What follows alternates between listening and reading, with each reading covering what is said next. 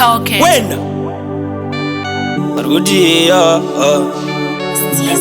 Zita rangu ndonzi Sakah. R.I.P bondinoti kwava nesukure uchirova toti asi panepa waizobhaisa mashoti pakuti every hour wobva wangokwira reti weukamukamuko mazigi. Ndangonzwa nyaya yenyu ndichingobva nekugigi uku nemadzimai anga akapfeka mawigi anzika very soon mukuti joina muligi asi paibhaizwa nemukomo wenyu maipaona paitotadza pese paisatogona kutifungisa mazuva ababa wena saka ini ndiri kuti zigi asi kureva kazigi shako zigi kana zigi yazviko ndikureva zvedu mari yedu simgokuti mari ine value kutodarika bondi zigi rauya rine chinja ende richatonorereswa kazvinhu zvachinja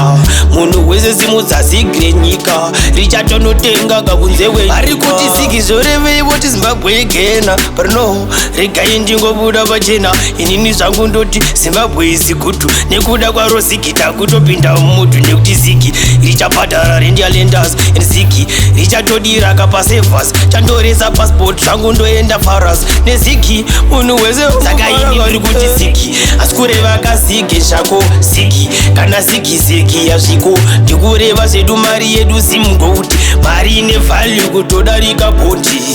zigi rauya rine chinja ende richatonorereswa kazvinhu zvachinja munhu wese simudzasi renyika richatonotenga kakunze wenyika richatotenga makwa ekwavhika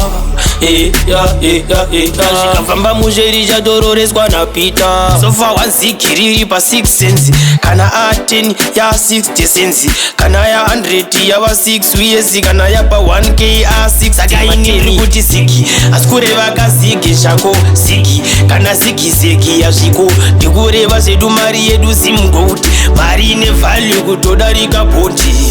zigi rauya rine chinja ende richatonorereswa kazvinhu zvachinja munhu wese simudzasi renyika richatonotenga kakunze wenyika.